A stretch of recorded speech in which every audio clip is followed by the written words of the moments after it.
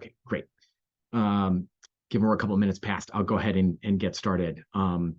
Feel free to put questions in the chat along the way. I won't be able to particularly closely, but got a few other SZ4D folks here who can help jump in if we need to. I just wanted to sort of start with what are the overarching goals of why are we having this meeting? These were communicated in the email, but I did just want to kind of reinforce them. The three main things that we're sort of hoping to achieve are pretty related to the Geohazard Center proposal that SZ4D is trying to put together. So the key goals would be trying to better understand how we can leverage and support existing work in Alaska, how to identify critical partnerships that can help enable broader impacts and community engagement, and ways that we can optimize the center to be more impactful in studying and mitigating geohazards in Alaska. I would say this meeting comes out in part of our efforts to try and accomplish collective impact. Collective impact is an idea that comes from the social science sphere, and the 5 sort of criteria that you look for in trying to achieve collective impact that basically there's coordinated activities that are aligned and moving in a common direction means that you want to try and help establish a common agenda, think about shared measurement systems, ensure the activities are mutually reinforcing, try and increase the communication to the point where it's fairly continuous, and then try to establish backbone support organizations. So those are things that are in our minds as we're trying to sort of host this meeting to try and accelerate conversations about alignment between the center proposal that SZ4D is trying to put together and ongoing activities in Alaska. I would say the specific meeting goals for today are to summarize some recent SZ4D progress and upcoming plans to try and put this sort of overarching goals in the context of what else is happening, and then try to really highlight opportunities to participate in the center design. And I'm envisioning that hopefully we'll be able to set up a variety of follow-up meetings with smaller groups and narrow focus that would kind of help us to further discuss the ideas that are generated and move forward on those rapidly if we can. So I'm envisioning most folks coming to the call today have heard of SZ4D, but I couldn't be certain that was true. So I wanted to just do a very brief overview of what SZ4D is trying to accomplish. It is a community-driven initiative for a long-term interdisciplinary research program to understand the limits and possibilities of predicting geohazards. That's a sentence that has been revised and recrafted multiple times. That's probably the best sort of simple explanation we can do.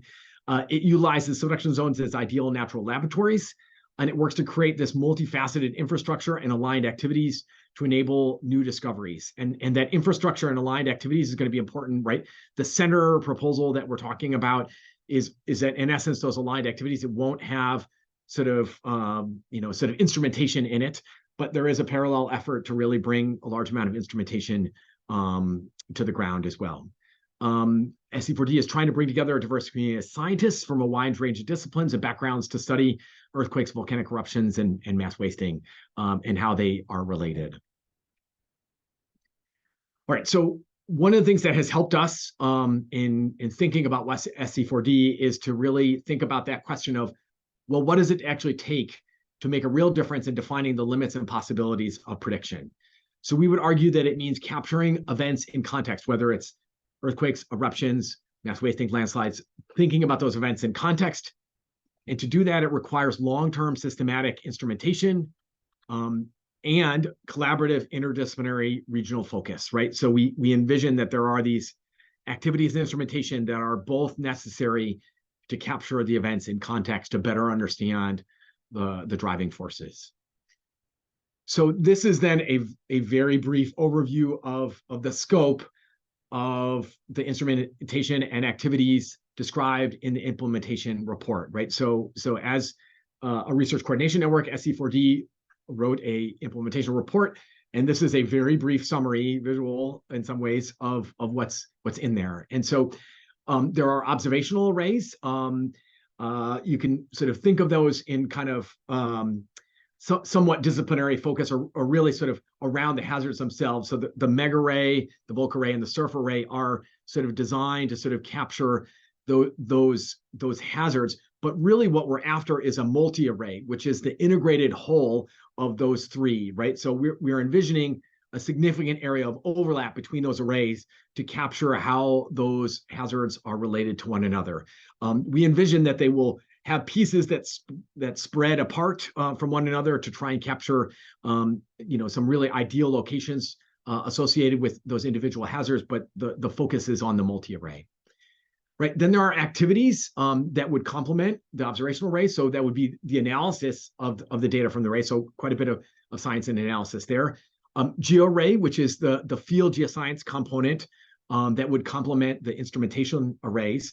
Also numerical modeling, lab experiments, and then a significant amount of building equity and capacity efforts. And so all of that is in some ways depicted on the diagram to the right, but I think on the left there, those bullets sort of help describe in brief what is envisioned for SZ4D at this point.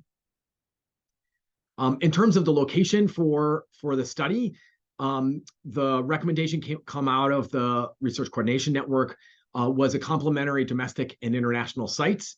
And then in exploring which international site, we decided on Chile as the sort of ideal location for this, given the rate and scale of the hazards happening along the Chilean margin, right? So not just Chile, the country, but the Chilean margin. So that would include Argentina as well.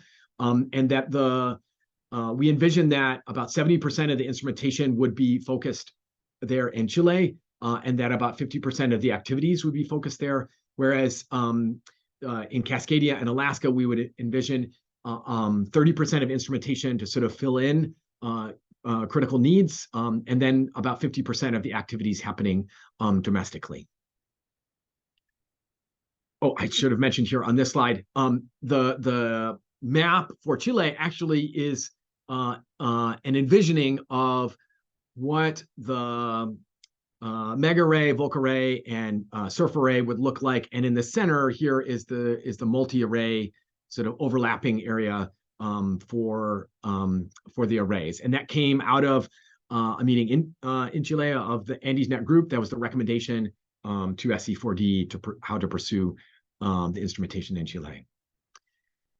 I did also want to mention that SZ4D has functioned based on governance now that represents approximately 150 folks from about 95 institutions really across the globe. And so those folks are participating in different levels of the governance. We have the steering committee and executive committee on the left-hand side. We have the working and integrative groups that are a little bit more hazard or the modeling and building equity and capacity focused. And then in the middle, we have the sort of more integrative groups, the collective impact planning group, as well as the operations planning committee to try and help sort of integrate those elements together and make recommendations to the steering committee. All right, so I did want to just very briefly touch on some of the major accomplishments for SZ4D recently in terms of funding and products. So as I mentioned, the Research Coordination Network produced the implementation report. I left a QR code on here, and I can, I'm sure someone, perhaps Anais, could post in a link for that if folks haven't seen it already.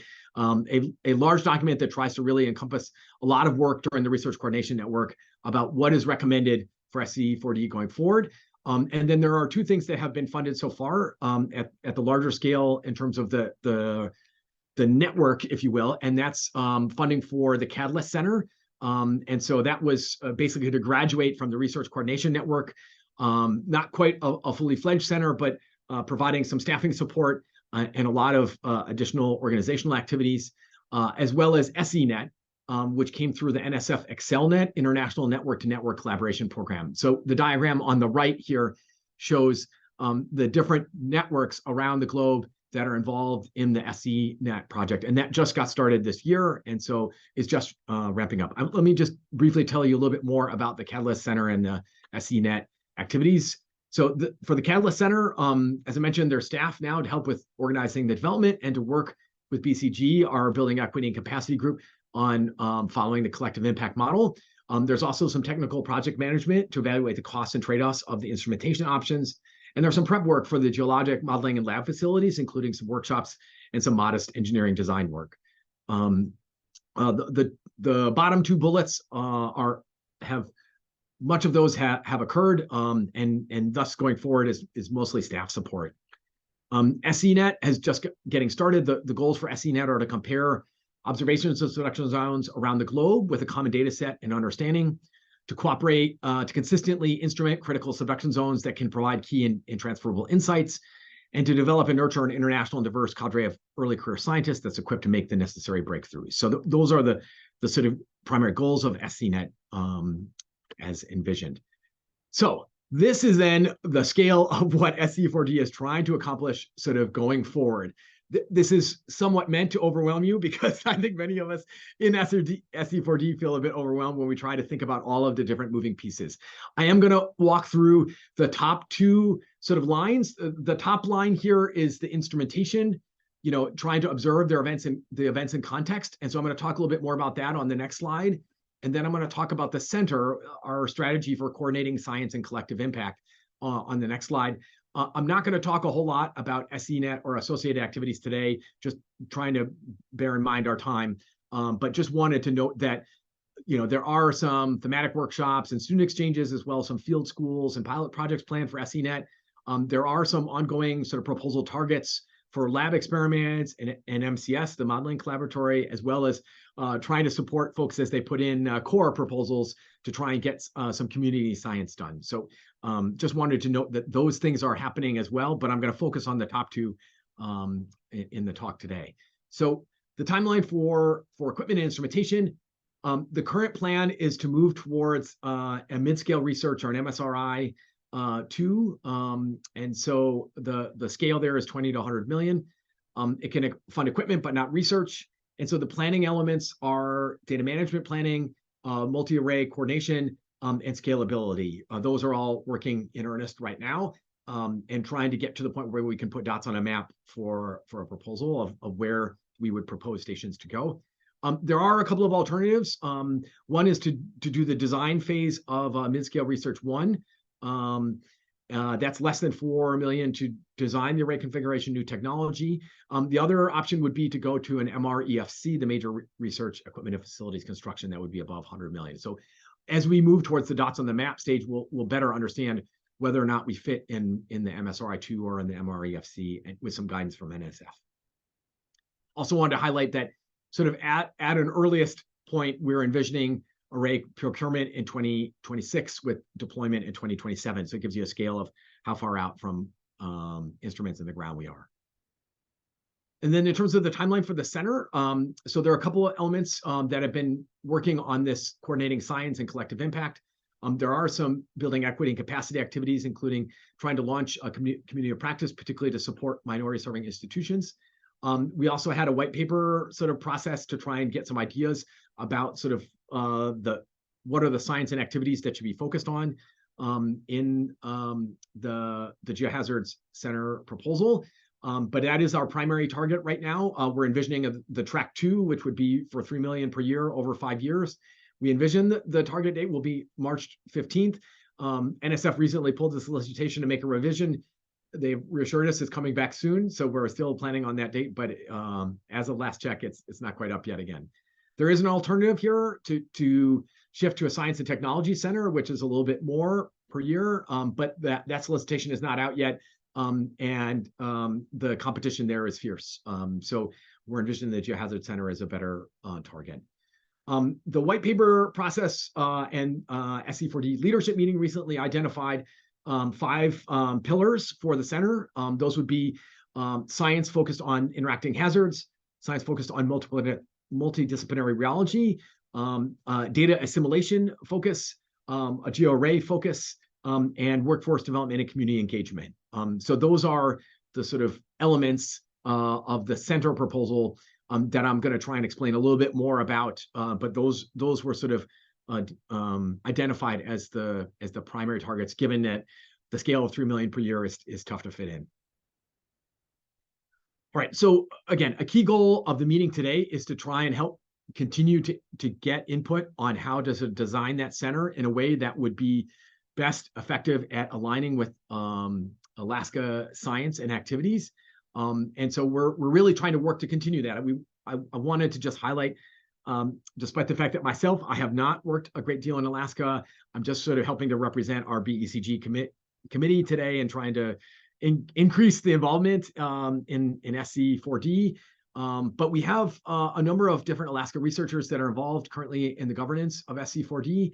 Our Operations Planning Committee, the Collective Impact Committee, that's OPC and CIC, our Magmatic Drivers of Eruption, Faulting and Earthquake Cycles, Landscape Seascapes, as well as our Modeling Collaboratory for Subduction, as well as our Building Equity and Capacity Group. So we also have numerous members that are either on the steering committee or executive committee that have been involved there. So I just wanted to highlight that, at least personally, I feel that there has been a lot of good Alaska voices in the planning for the Geohazard Center, but we reached a point where we felt like it was really important to try and get as much input as we can, particularly to recognize whether or not there are strategic opportunities that we should consider for the center, and particularly in terms of envisioning that science and activities.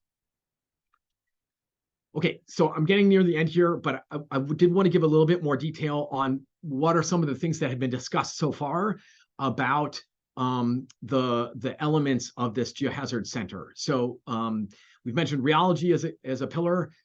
Folks are thinking about flow and failure and the laboratory and field experiments that could help to identify or better understand transient rheology, state inferences, and fluid effects on rheology. I think folks are really looking to try and identify what are some key pilot science projects that could be done within the scope of the center. So again, input on that would be particularly helpful. Also thinking about the next one, interacting hazards. So some questions that group has identified as ones to try and focus on in terms of the science would be how close to critical are the quasi-periodic systems? How do volcanic and tectonic events prime the landscape for catastrophic events? And under what conditions are external triggers effective?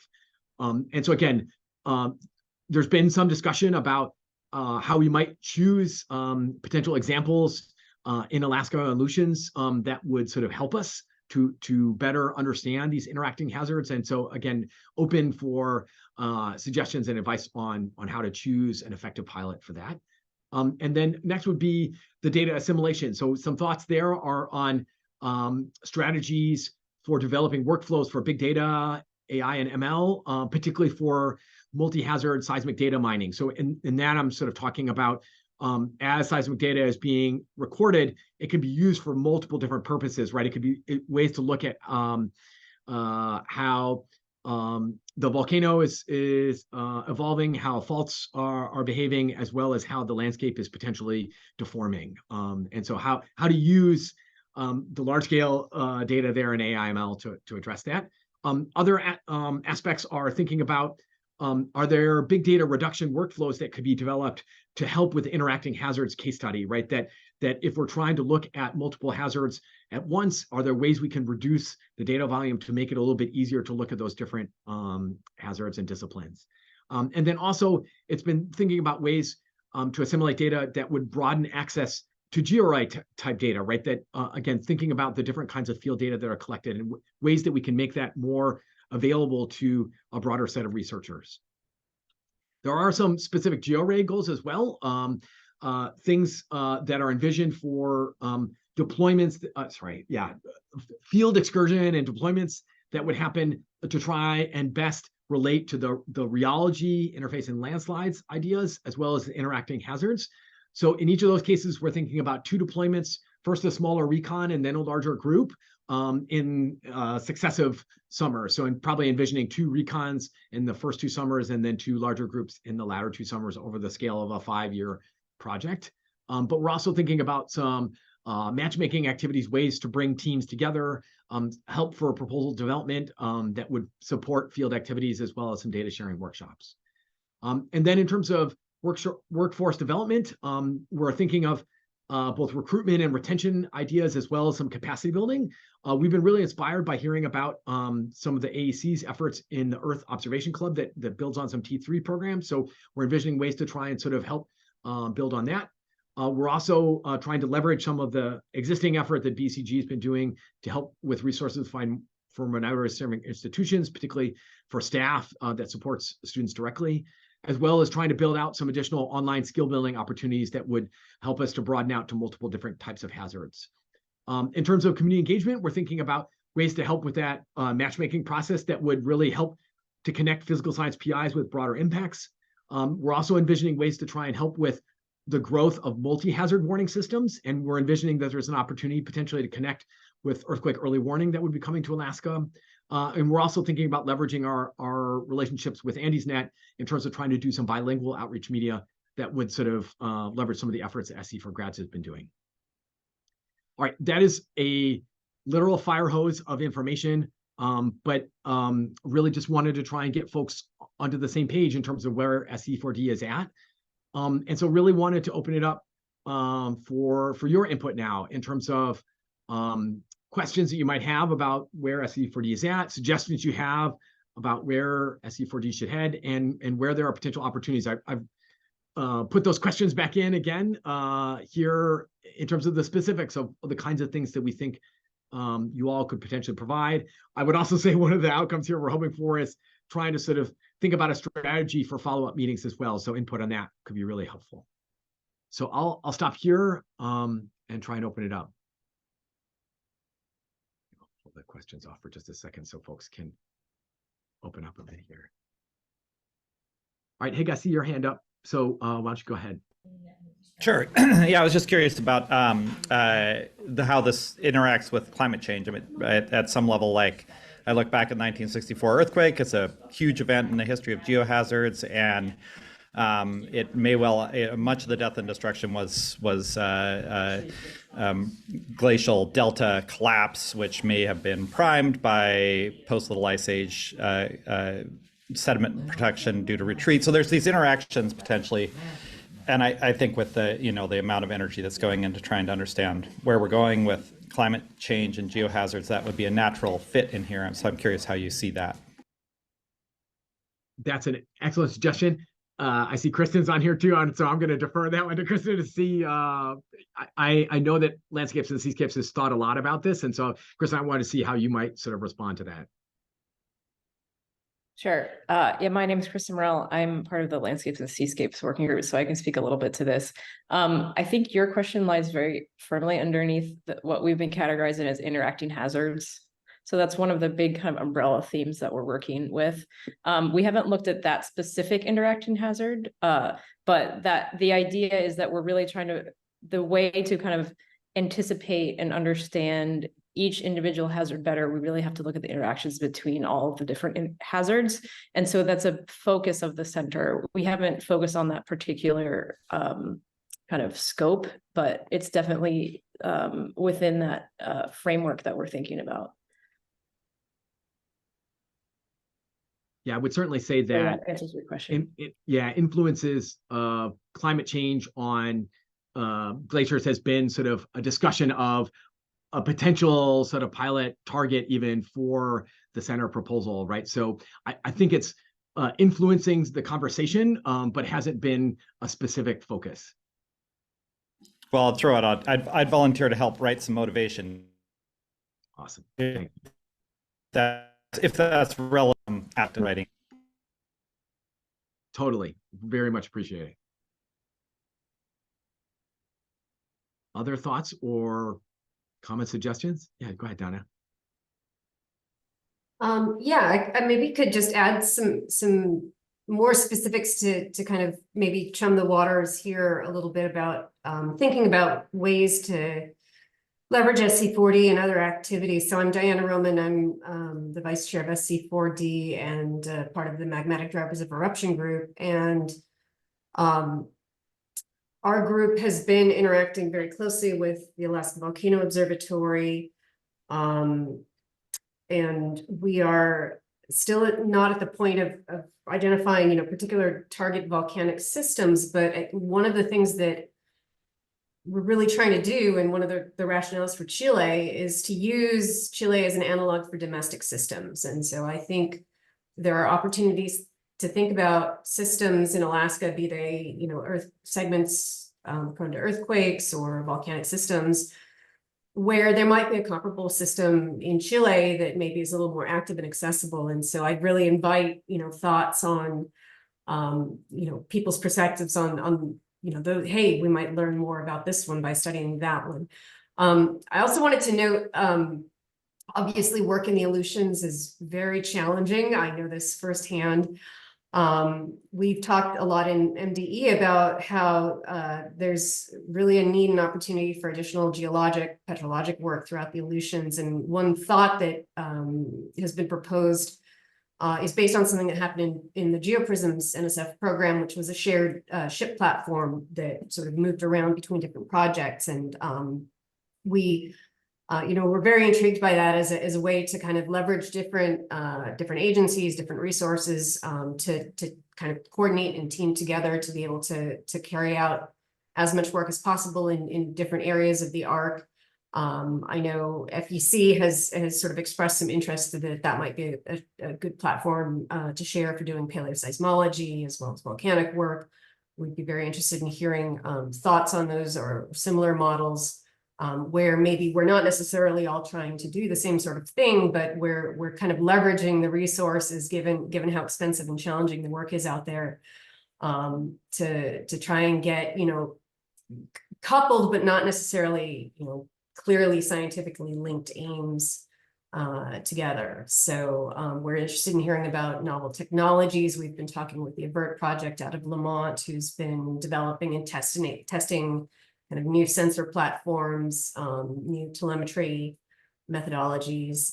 So I think, we're very interested in a scientific conversation, but we're also very interested in hearing from people in the Alaskan science communities about opportunities to share logistics, to share technologies. How can we all help each other?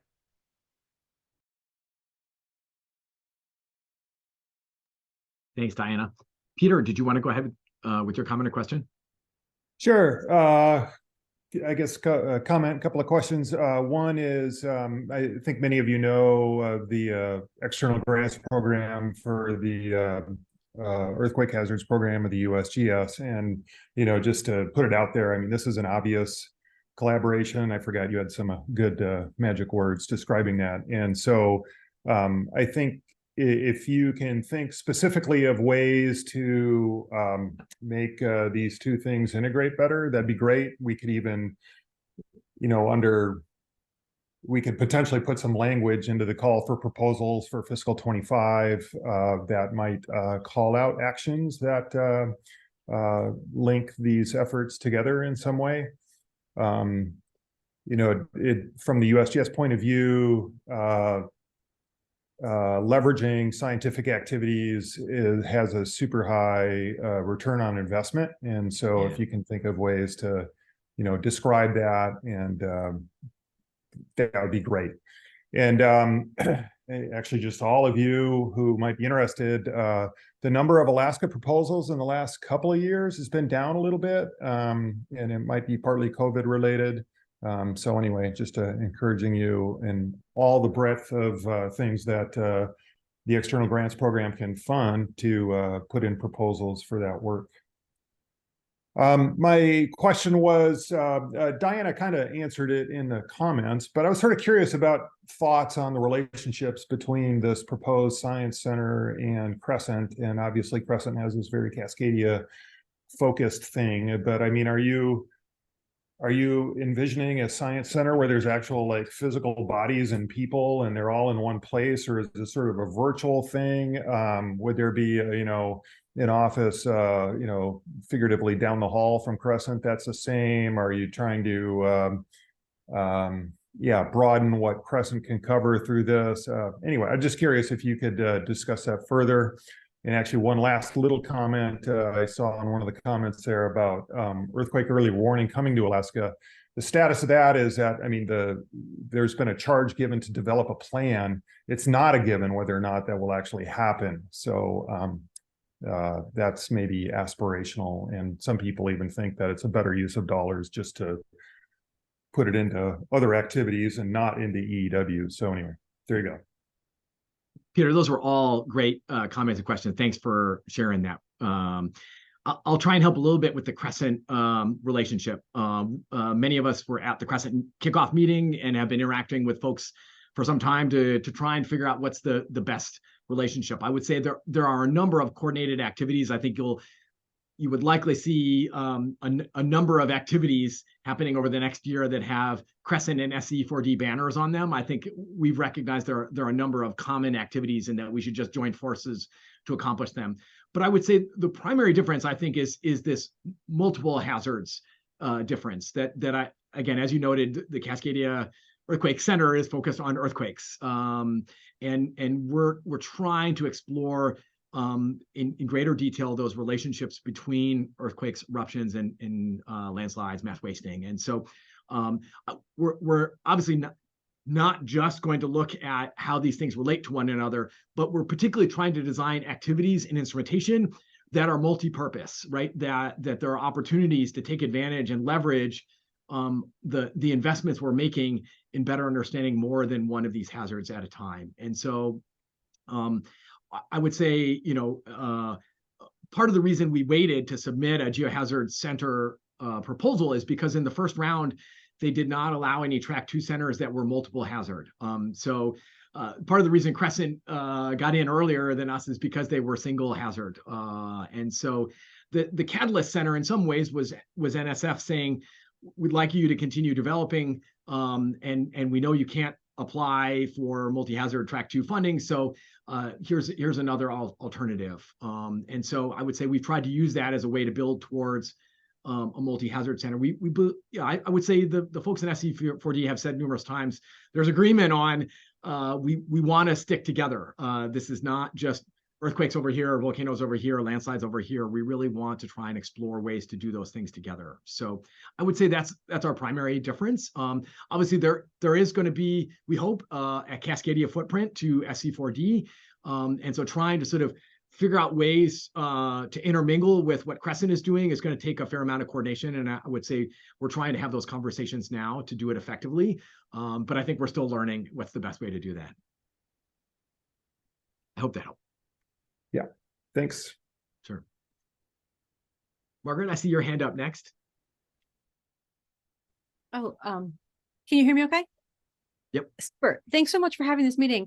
I have a question about cascading hazards and then like how that connects, like, well, cascading hazards for one, and then like the extent to which the hazards program research, all of that collectively that's being done is aimed to connect with like at a granular level, like the local community, like people that would be living in places like in Alaska or Cascadia or Chile, like affected by those hazards. So like in that regard, if we think about something like Anchorage, is that something where in this center proposal, is it envisioned also that we're connecting with local, like first responders, local government? Is that done through like the USGS, like in Anchorage, or is this something where, for example, we're connecting with those people on the ground, like the local policymakers and whatnot? I was curious about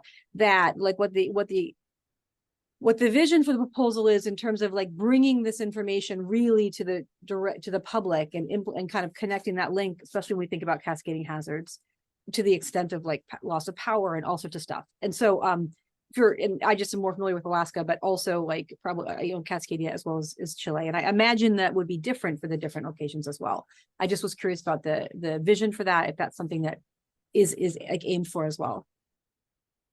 Yeah, so the short answer is yes. The long answer is part of why we're having this meeting and ongoing conversations with folks is to figure out what is the best strategy for that level of community engagement.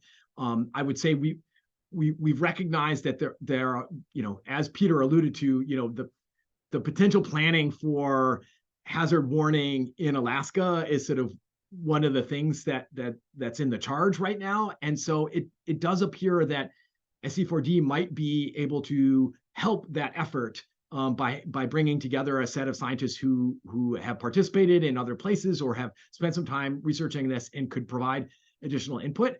But what are the direct people to engage with? Is it at the agency level? Is it at the sort of emergency management level? Is it at the public level? It's to me at this point, we're still trying to figure that out. We started those conversations, but again, part of the reason to sort of have a meeting like this is to start getting recommendations on how do we help make those decisions in terms of what to explicitly put into the proposal, right? So certainly, one of the things that's on that sort of description of what do we envision for community engagement is multi-hazard warning. We think that there's an opportunity for us to be involved in that through this proposal, but how that specifically is done, I think we still need some guidance on how best to do that and how not to duplicate existing work, how not to sort of be orthogonal to what current activities are. So we started some of those conversations, particularly with Elizabeth Nadine being on the Building Equity and Capacity Group. She's given us some insights in terms of what's going on at the Alaska Earthquake Center.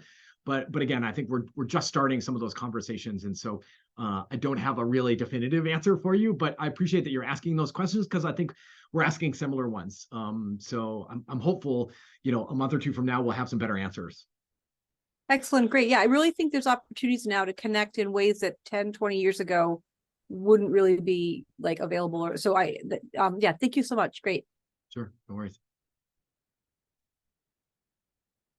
Jeff, I had seen your hand up before. I wanted to check if you wanted to add on to the comment that you had made in the chat or not. Oh, not too much. I think that, yeah, I put it in the chat. Basically, I think the shared logistics is a great idea. With geoprisms, it didn't really work for geophysical instruments because the two visits were 1 year apart and it wasn't enough time to collect enough data to do what you needed to do with those instruments. So, but I think the model was, I think, very successful. So it's well worth thinking about. I mean, the only other comment I had about things that have been brought up so far, again, with regards to Crescent and so on. Yes, there's a difference. Obviously, you're focusing on multiple hazards and so on in multiple places. But the more that you connect, or the more overlap you get and the closer you are, the more explaining you have to do about why it isn't actually duplicating. And so there are some, I guess, pitfalls probably, especially when you go outside and have to explain to people outside of this community what the difference is. So yeah, I'm sure you guys have thought about that. But yeah, it is potentially a challenge there. Agreed. I think Diana highlighted a couple things in her chat response about just the scale of instrumentation focus in SZ4D is certainly one of those things that we envision as being quite a bit different than Crescent. However, again, we're trying to think about utilizing a similar funding mechanism, the Geohazard Center call, as a way to try and help support the activities that would complement on the ground instrumentation. So different pieces there, trying to fit them together.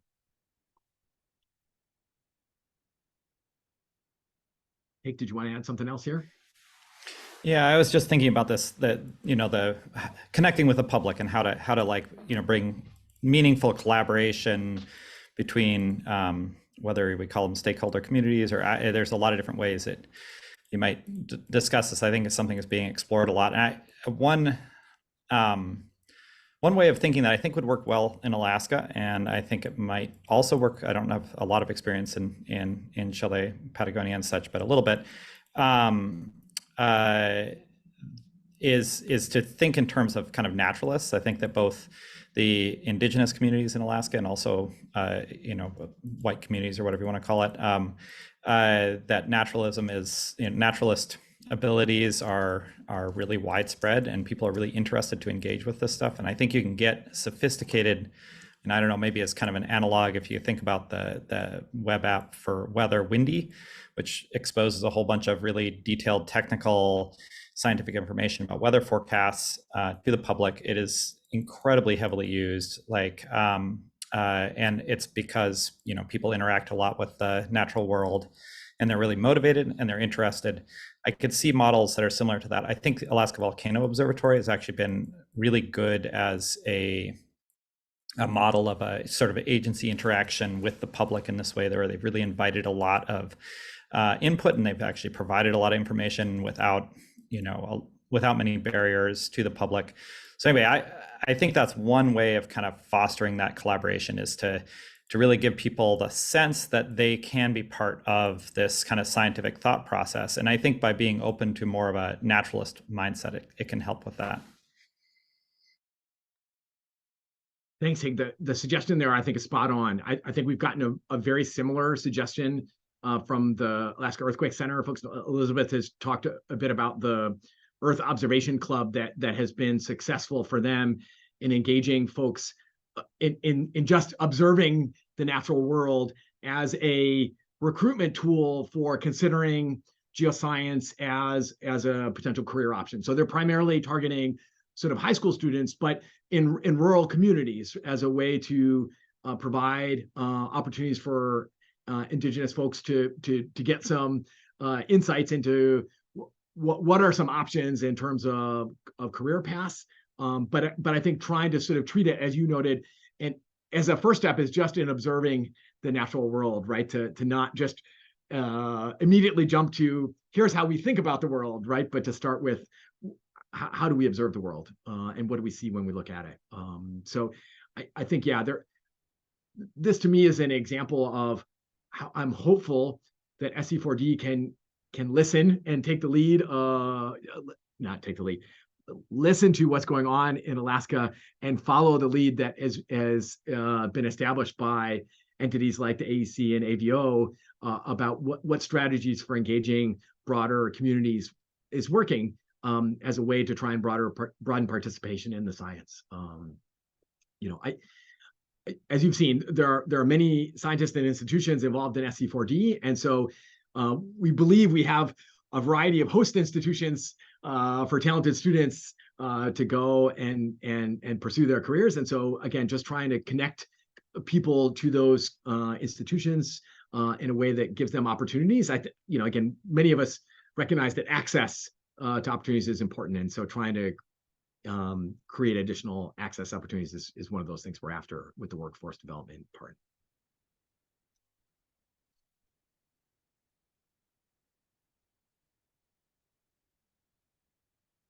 Don't want to put them too much on the spot, but yes, Lindsay, you and Donna where I was going to go next. If one of you wanted to say a little bit about the upcoming opportunities, that would be great. Yeah. So I had a couple of comments. So the one that I think is really important coming from the perspective of more seismic imaging and kind of structural data is that I think the Catalyst Center could be a really strong platform for centralized and like baseline reprocessing and imaging of existing data. A lot of times it's hard to get that kind of thing funded through other channels. And the efforts are often kind of disparate, and it's hard to know who to talk to get some data. A lot of it's publicly available, but I think some centralized efforts in that direction would be great. And then I also just wanted to say that we're still in kind of earlier stages of planning, but along those lines, I think there's going to be efforts towards doing some kind of large scale community-based seismic imaging projects, similar to what folks did offshore Cascadia a couple of years ago. And so, yeah, getting more stakeholders into how that data will be more available and more useful for not just marine seismologists, but for people who study all sorts of processes, I think is really important. And I know that there's a group working on the same thing in Chile. So these could be really nice kind of clearinghouses and ways for people to engage in those activities. Thanks, Lindsay. I think both of those resonate with folks that have been involved in the SZ4D Center, so I appreciate you bringing those up.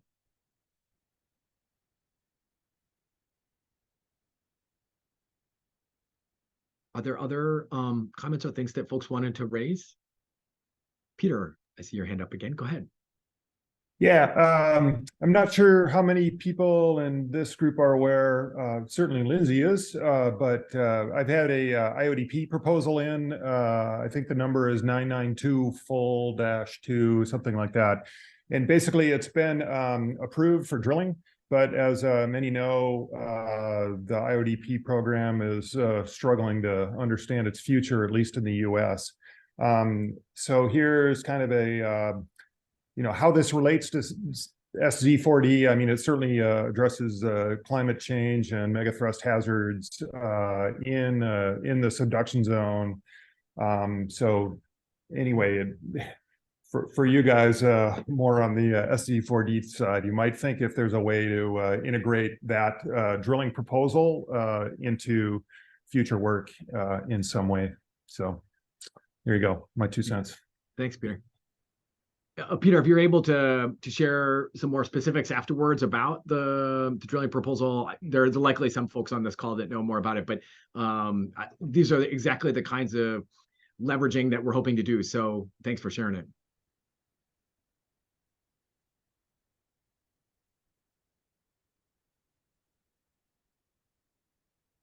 Aaron, I see this, Aaron Shu, I see this very nice comment you made in the chat.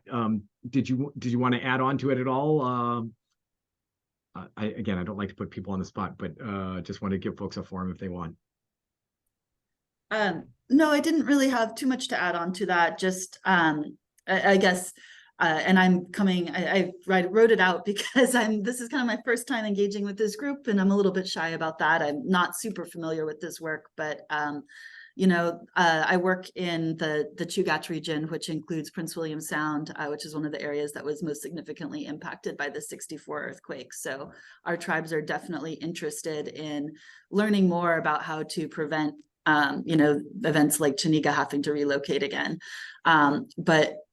Yeah, we do a lot of monitoring with them. And I think that there could be, you know, I really appreciated Higgs' comments. And I think that there's a lot of opportunity to provide training and work opportunities while also getting really good data, you know, by leveraging some of these people that, some of the people that are out working on the land every day.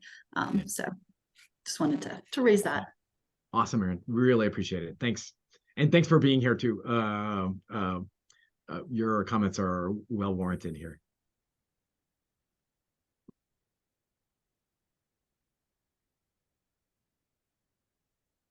Other thoughts or comments that we should bear in mind heading forward here? Can I ask a question? Please. So, yes, this is Elena Suleimani from Alaska Earthquake Center. I wonder, do you have any tsunami component in that project? It's pretty limited. We have not had a significant involvement of tsunami researchers in SZ4D up to this point. A handful, I would say. So non-existent, but it's been limited, and so I think that has limited that as a focus, particularly for the center proposal. But I think there is desire amongst numerous folks within SZ4D to try and grow that component of it. So, Elena, I appreciate that you're bringing it up. I think you're accurately recognizing it wasn't really well addressed in my presentation, and I think that reflects the lack of scientists involved in SZ4D right now from the tsunami perspective. But again, happy to hear input from you on things that might be relevant for us to consider. Yeah, just kind of thinking about the 1960 Chilean earthquake and 1964 tsunami. The majority of people died from tsunamis. Yeah, in both events, and it was near field tsunami, which means no advanced warning time, which means that tsunami component need to be at least present somehow. Yeah. I think it's certainly been discussed in terms of the community engagement element, but less so in terms of the science. Donna, did you want to add on there from FEC? I did. Thank you very much. And thank you very much for that comment, Elena. I wanted to, yeah, I agree with your comment and say that I think that that tsunamis are something that spans across SZ4D. It's a connecting hazard that can result from earthquakes, from slope instabilities, from volcanic eruptions and products. And so I think it's a really important, obviously it's a very important hazard, but one that connects across all of SZ4D. And I think there's components of tsunami, a recognition of the importance of tsunamigenesis within all components too. For example, the Faulting and Earthquake Cycles Working Group, one of our main science driving questions is about what controls the propensity of different subduction zone segments to be particularly tsunamigenic. And so, however, I feel like the proposed scientific observations and activities so far are more based on numerical modeling or characterization of the shallow part of the megathrust and other fault systems in the forearc. but as Mike has said, we have less of a component now of planning any particular instrumentation or to monitor tsunamis. And so there's one member of the working groups has recently been trying to spin up kind of a cross SZ4D conversation about tsunamis, Ignacio Solpavida. And so we recognize that we would love feedback from this community about what would be the most strategic efforts of SZ4D in this arena, where we could complement, the great work that's happening from the Tsunami Warning Center and other groups. So. Yeah, but actually, I didn't think about any instrumentation related to tsunamis. I was thinking how that project can contribute to the source characterization. So this is the most important thing. Yeah, that's so great. basically it's not a direct tsunami kind of project, but how it can contribute to tsunami source characterization and better understanding, for example, contribution to the probabilistic tsunami hazard assessment in Alaska, which is not still kind of working at this point. And I don't want to talk too much, but I'll just say one more. Okay. The Faulting and Earthquake Cycles Working Group has talked a number of times about where would be, what are the focused areas within Alaska where we could study and enable comparisons with Chile. And two of the places that have come up as potential candidates, no decisions made, were the 1946 area where there was the tsunami earthquake and the Unimax segment and sections of the 1964 event that were particularly shallow slip. But we want feedback from this community about what would make the most sense for an SZ4D region within Alaska. So thank you. Comments. Thanks.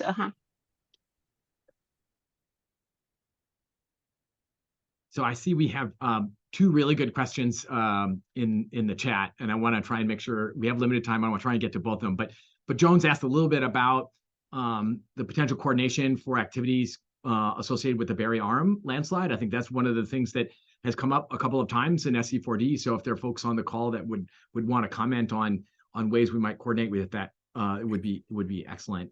And then I see Margaret's question too about some of the next steps. So maybe I'll open it up for the Barry Arm discussion first. Yeah, this is Dennis Staley. So I came in late. I apologize. I had another meeting scheduled for 11 Alaska time. So I'm the USGS project lead for the landslide effort in Prince William Sound, which does include Barry Arm. I don't really know enough about this group yet to say how or what such a collaboration would look like. So I think I saw that the meeting was being recorded. So if so, I'd be interested in taking a look at what's been discussed so far so I can have some context for this conversation. Thanks, Dennis. Even just knowing that you're one of the people that we should be talking to is helpful to us. So I think, we would be happy to follow up to talk some more about it. Sure, sounds good. And I'd be happy to give an overview to others that are interested as to what it is that we're up to out there.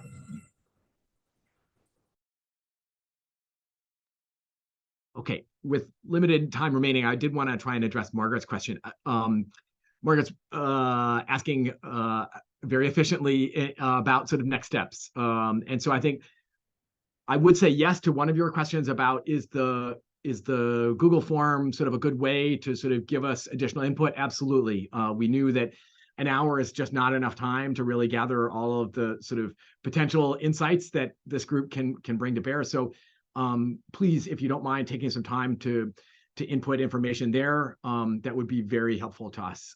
In terms of how are we going to utilize that information? There are a couple of different ways we envision that information is going to get parsed out. So one will be at the sort of executive committee, steering committee level, try and sort of help connect folks based on what's input into that form to try and help make sure that suggestions that are made there actually go into the activities of building the center proposal.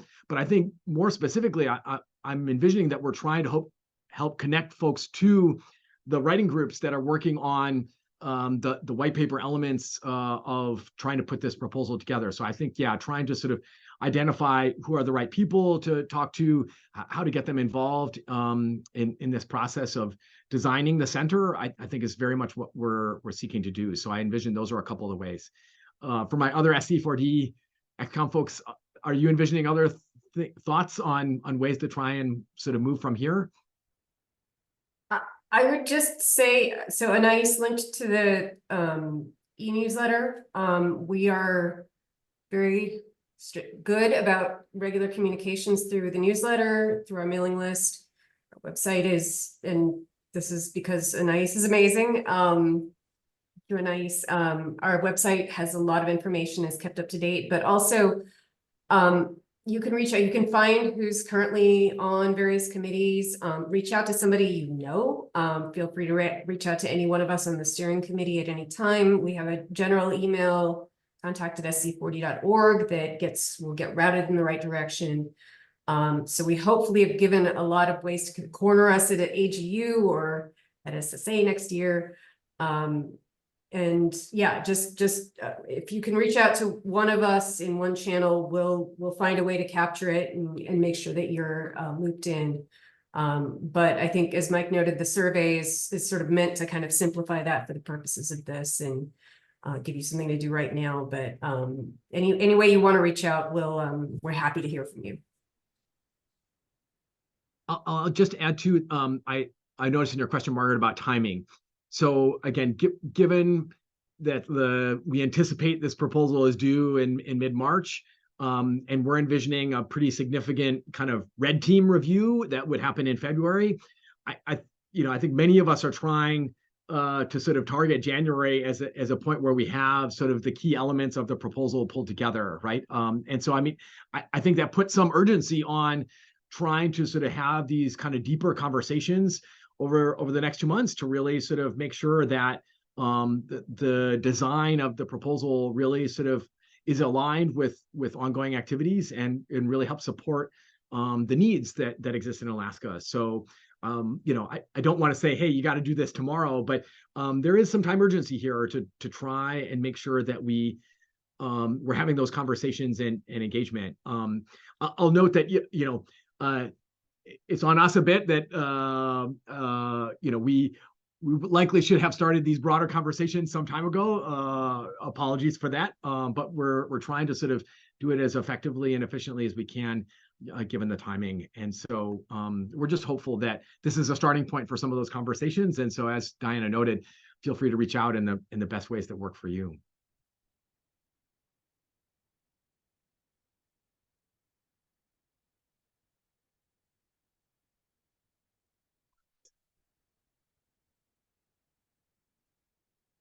I think, yeah, a couple of different I see a couple different AGU ads in the chat. Thanks, Joan and Anais. Oh, yes, Anais is also noting that SZ4D is going to have a so-called headquarters, a spot where folks can get together during AGU. So if it would help to have an in-person meeting to have some discussion about potential alignment of activities between Alaska and SZ4D, again, please reach out. There are opportunities to use that space to have some small group meetings even during AGU. So there's potentially some opportunities there as well. All right, with that though, we've hit the top of the hour. So thank you all for your time and very much appreciate the input today. We'll try and keep that conversation going as we head forward.